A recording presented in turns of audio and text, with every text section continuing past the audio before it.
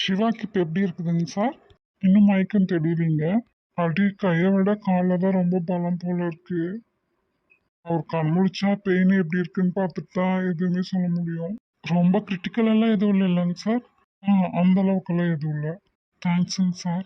அவர் seat belt போடாமல் இருந்திருப்பார் போல, அதனால தான் கார் கவிழ்ந்ததும் அப்படியே வெளியே வந்துட்டாரு. அதனால பரவாயில்ல. போட்டிருந்தாருன்னா கார் நசுங்கின மாதிரி இவரும் நசுங்கி தான் போயிருப்பாரு. அவங்க வீட்டு ஆளுகளுக்கு சொல்லிட்டீங்களா? அவருக்குன்னு யாரும் இல்லை, நான் அவரோட ஃப்ரெண்டு. ஓ அப்படியா? அப்போ அவரை ஹாஸ்பிட்டலில் கொண்டு வந்து சேர்த்துவாரு அவரோட பாஸ். ஏங்க சார்? என்னை ஒரு நாள் கடத்தி வச்சிருந்தாங்க. அப்போ என்ன சிவா தான் காப்பாத்தினாரு. அவரோட பாஸ் அவர் அப்போ இங்கே ஹாஸ்பிட்டல் வந்துட்டு போயிட்டு இருந்தாரு. அதனால தான் கேட்டேன். சரிங்க சார். சிவாக்குன்னு இருக்கிறது ரேகா மட்டும்தான். அவன் ஃபோன் எங்கேயும் தெரியலையே. ரேகாக்கு எப்படி கால் பண்ணி இன்ஃபார்ம் பண்ணுறது? சசி எப்படி ஹாஸ்பிட்டல் வந்துட்டு போனான்? சிவா கண் முடிச்சா கேட்கணும். சிவாக்கு என்ன இருக்கும்? விக்கி சொன்ன மாதிரி ஆக்சிடெண்ட் ஆன இடத்துக்கு போய் நம்ம பார்த்துருக்கலாம். ஆனால் சசி நம்மளே சும்மா விட்டுருப்பானா? எல்லாம் என்னால் தான். என் சிவா, என் ஃப்ரெண்ட்ஸ் எல்லோரும் என்னால் தான் கஷ்டப்படுறாங்க. என்னால் தான் சிவாக்கு இந்த நிலமை. என்னாச்சு ஏதாச்சுன்னு எப்படி தெரிஞ்சுக்கிறது? வேறு யாருக்கு காண்டாக்ட் பண்ணி பார்க்குறது? சிவாவோட ஃப்ரெண்டுன்னு இருந்ததே சசி மட்டும்தான். வேறு யாரையும் நம்மளுக்கு தெரியாது. யாரோட நம்பரும் நம்மக்கிட்ட இல்லை. என்ன பண்ணுறது? அவர் இருக்கிற வீட்டுக்கு டைரெக்டாக போகலான்னா அதுவும் சசிக்கு தெரிஞ்சிடும். ஏன்னா அதுவும் சசியோட வீடு. எப்படி தான் தெரிஞ்சுக்கிறது? கடவுளே எனக்கு ஒரு வழி காட்டே. சிவாக்கு கை கால் ஒன்றும் ஆயிருக்காது இல்லை? சிவா எப்போவும் சொல்லுவார் நெகட்டிவாக திங்க் பண்ணாதேன்னு. நெகட்டிவாக திங்க் பண்ணவே கூடாது. அவருக்கு ஒன்றும் ஆயிருக்காது. ஐயோ, ரேவதி வாங்கி கொடுத்த ஃபோன் ரிங் ஆகுது. அதை எங்கே வச்சேன்? ஹலோ ரேகா, நான் தான். சொல்லு ரேவதி. நான் என்னத்த சொல்ல, நீ தான் சொல்லணும். வாட்ச்மேன் அண்ணாக்கு கால் பண்ணி சிவாக்கு என்னாச்சுன்னு கேட்க சொன்னேன்ல, கேட்டியா? இல்லை.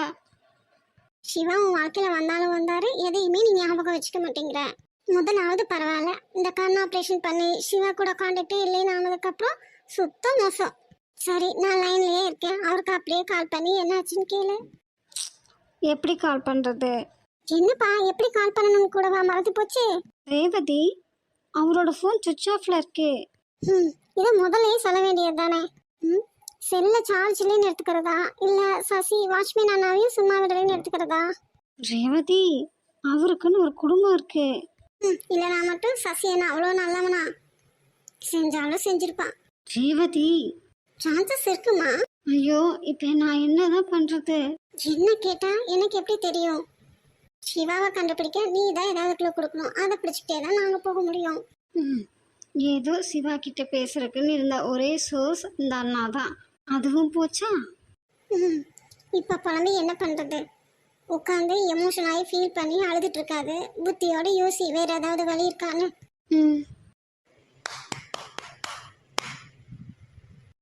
சரி, அப்புறமா கூப்பிடட்டா? யாரோ கதவை தட்டுறாங்க. அப்படியே எங்க பெரிய சிதம்பரம் ரகசியம் பேசிக்கிட்டு இருக்கோம். ஃபோன் ஆன்லயே எங்காவது மறைச்சு வை.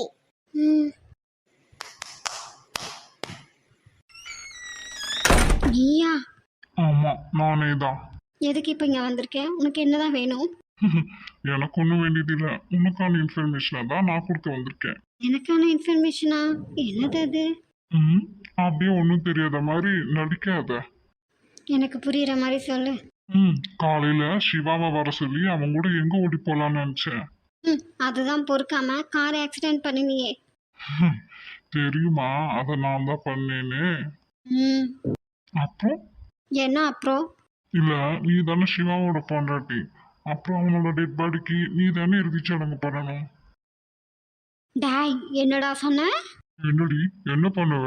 கழுத்து நடிச்சு கொள்ள வரையா? என்னை கொண்டுட்டா மட்டும் உன் சிவா அப்படியே பொழைச்சு வந்துருவானா? சி, இப்படியெல்லாம் பேசாத நீ. கண்டிப்பாக என் சிவாக்கு அப்படியெல்லாம் நடந்திருக்க சான்ஸே கிடையாது. அப்படியே நடந்திருந்தாலும் அதை நீ தான் பண்ணியிருப்ப. நீ தான் அந்த கொலைகாரன். ஏய், அடைச்சி வாய்மூடு. சிவா உன்னை பற்றி எப்படியெல்லாம் பாசிட்டிவாக பேசினாரு, அத்தனைக்கும் அப்படியே ஆப்போசிட்டாக இருக்க நீ. ஓ, துரை உன்கிட்டயும் என்னை பத்தி பாசிட்டிவாவே தான் பேசுவானா? என்கிட்டயும் அப்படித்தான் பேசுவான். சசி நீ ரொம்ப நல்லவ, அப்படி இப்படின்னு நான் செஞ்ச நல்லதெல்லாம் மட்டுமே அவன் சொல்லுவான். ஓ, அந்த நல்ல மனுஷனுக்கு தான் இப்படி ஒரு முடிவை தேடி கொடுத்தியா நீ? ஏய், வார்த்தையை அளந்து பேசு. முடிவை தேடி கொடுத்தது நான் இல்ல, நீ. மரியாதையா ஒழுங்கா பேசு.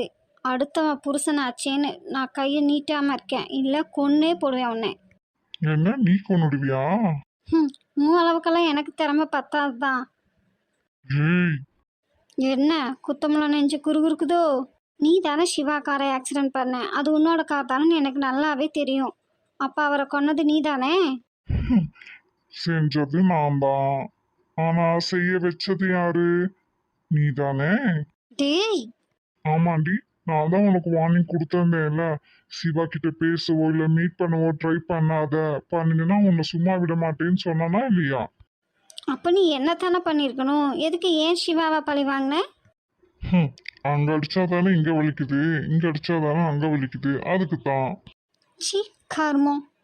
பாறையில் கூட கொஞ்சம் ஈரம் இருக்கும். மிருகங்களுக்கு கூட தாய்மைன்னு ஒன்று இருக்கு. நீ எல்லாம் மனுஷ ஜென்மமும் இல்லை, மிருக ஜென்மமும் இல்லை. நீ எல்லாம் ஒரு ராஜசன். ஏய், நரம்பில்லாத நாக்குன்னு வரம்பில்லாத பேச்சு பேசாத. உன்கிட்ட எல்லாம் நீ பேசி என்ன ஆக போகுது? எப்படியோ என் சிவாவை ஏதோ பண்ணிட்டீல்ல. அவன் பெரிய சத்தியவான், இவ பெரிய சாவித்ரி. போய் யமதர்மன் கிட்ட போராடி அவன் உயிரை மீட்டுட்டு வாப்போ. அவர் உயிர் என்கிட்ட தான் இருக்கு, அதை மீட்கணும்னு அவசியம் இல்லை. நீ அவர் உடம்புக்கு வேணா ஏதோ பண்ணியிருப்பே தவிர அவர் உயிர் போகிறதுக்கு சான்ஸ் இல்லை. ஓ, அந்த அளவுக்கு மேடம்க்கு நம்பிக்கை இருக்கோ? கண்டிப்பா. சிவா இறந்ததா அப்ப நீ நம்பல? நம்பணும்னு எனக்கு அவசியம் இல்லை. எனக்கு நம்பிக்கை இருக்கு, அவருக்கு எதுவும் ஆயிருக்காது. உன் நம்பிக்கையில மண்ணள்ளி போட. நாளைக்கு காலையில ரெடியா இரு. உன்னை கூட்டிட்டு போய் அவன் பணத்தை காட்டுறேன். சிவாவை நான் பார்த்ததே இல்லை, அதனால ஏதோ ஒரு பாடியை காமிச்சா நான் நம்பிடுவேன் நீ நினச்சிட்டு இருக்கியா? அதெல்லாம் என்கிட்ட நடக்காது. என்ன? எனக்கு என் காதல் மேலே நம்பிக்கை இருக்கு. கண்டிப்பாக என்னோட காதல் என் சிவாவை என்கிட்ட கொண்டு வந்து சேர்க்கும். அவனே மேலே போய் சேர்ந்துட்டான், இதுல இவனை வந்து கல்யாணம் பண்ணிப்பானா? என்ன பகல் கனவு காணவியா? நிஜ கனவு தான் காணறேன். கண்டிப்பாக அது நடக்கும். நீ ஏன் என் கல்யாணத்தை நடத்தி வைப்ப? நினப்புதான் பொழப்பு கெடுத்துச்சான். நீ ஆசைப்படுற மாதிரியே உன் கல்யாணத்தை நானே நடத்தி வைக்கிறேன். ஆமா, சிவா தான் இல்லையே. எனக்கு சின்ன வயசுலயே காது குத்திட்டாங்க. நீ இப்பெல்லாம் கஷ்டப்பட்டு குத்த வேண்டாம். ஓ, நாளைக்கு காலையில கூட்டிட்டு போய் காமிப்பேன்ல, அப்ப தெரியும். பாப்போம் பாப்போம். நான் சொன்னாதான் உண்மைன்னு உனக்கு தெரிய வரும். அப்போ சான்ஸே இல்லை. ஏய், சரிதான் போடா.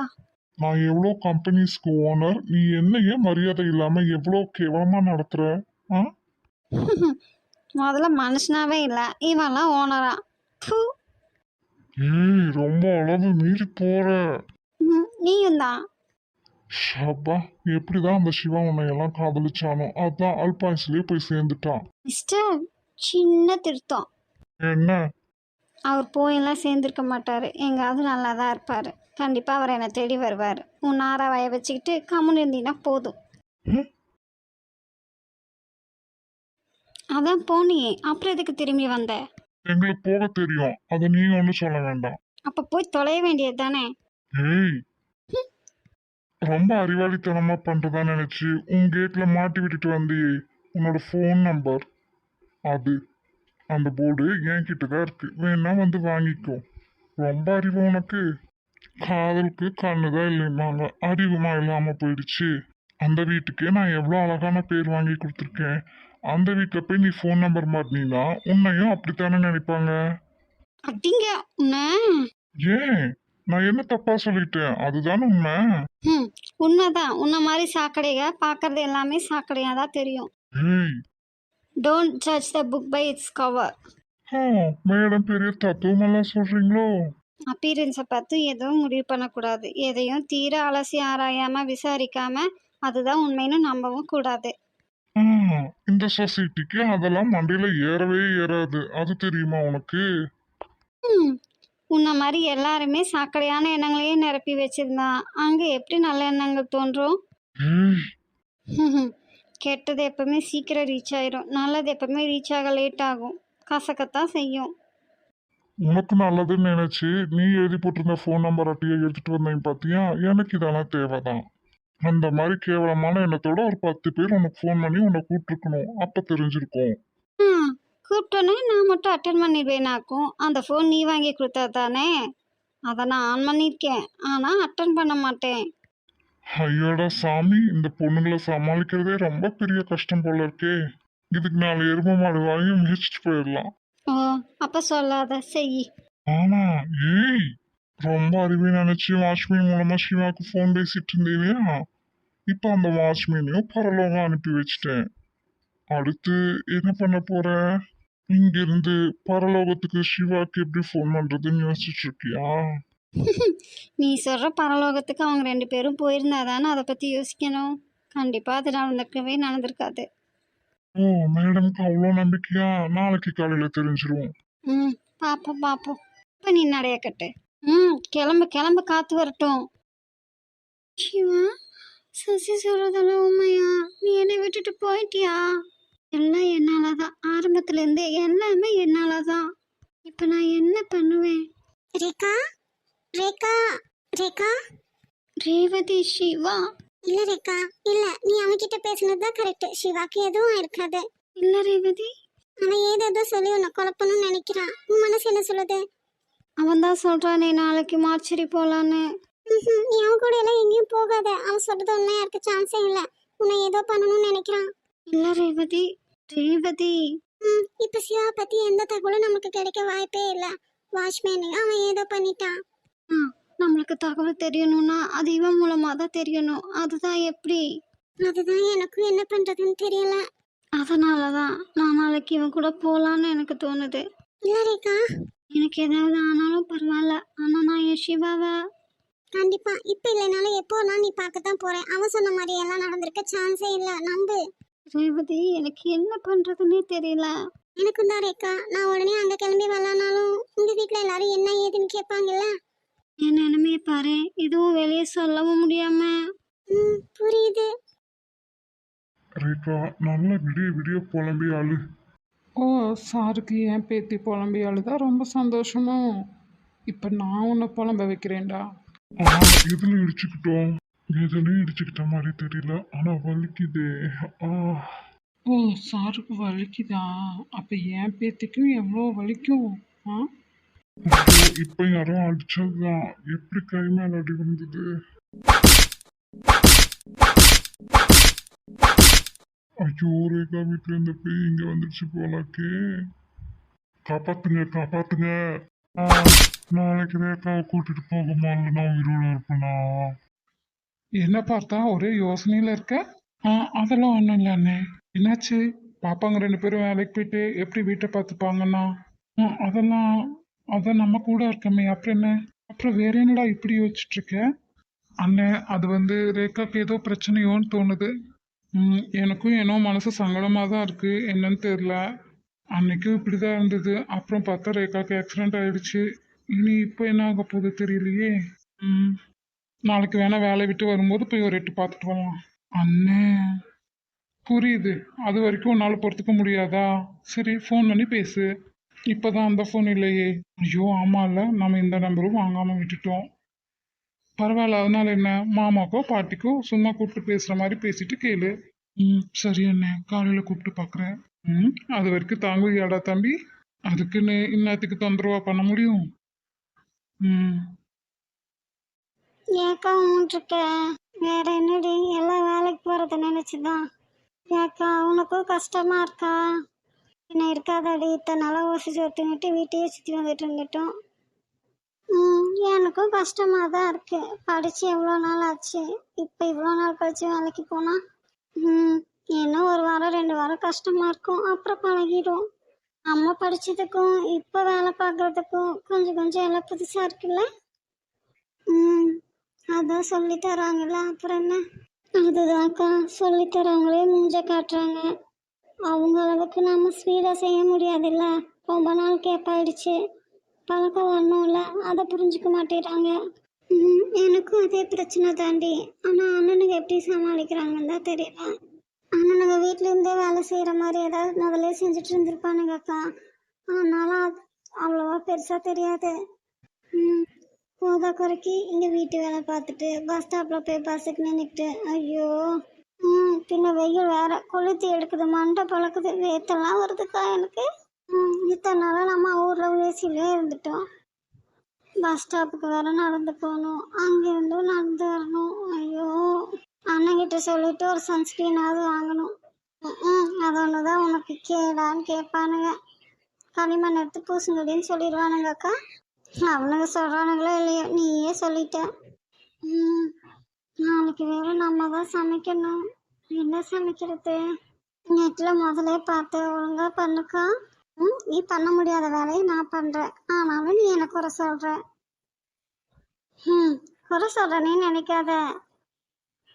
காலையில் என்ன பண்ண பார்த்தியா? வெண்பொங்கலுக்கு போய் புளியை கரைச்சி ஊற்றிட்டேன். அண்ணனுக்கு எப்படி திட்டினாங்க? அதுவும் அடிக்கிற வெயிலுக்கு வெண்பொங்கல் ஹீட்டு. அதெல்லாம் எனக்கு எப்படி தெரியும்? நீ இப்போ தானே சொல்கிற. எனக்கு மட்டும் எப்படிக்கா தெரியும்? எல்லாம் நெட்டில் பார்த்து தெரிஞ்சுக்க வேண்டியதுதான். எல்லாம் நெட்லேயே பார்த்து நெட்லேயே வாழ்ந்துக்க வேண்டியதுதான் போல இருக்கு. ஆமாம், இல்லை சொல்லித்தர வேண்டியதெல்லாம் இப்போ நெட்டு தான் சொல்லித்தருது. வேற என்ன செய்ய? எனக்கா தூக்கம் வந்தா படு. ஏன் இந்த சாபங்கள்? நான் பாவம் இல்லையா? இது கண்ணா மூச்சு விளையாட நம் காதல் பொம்மையா? என்னை விட்டு செல்லாதே இந்த நண்பே, வேண்டும் உன் காதல் ஒன்றே.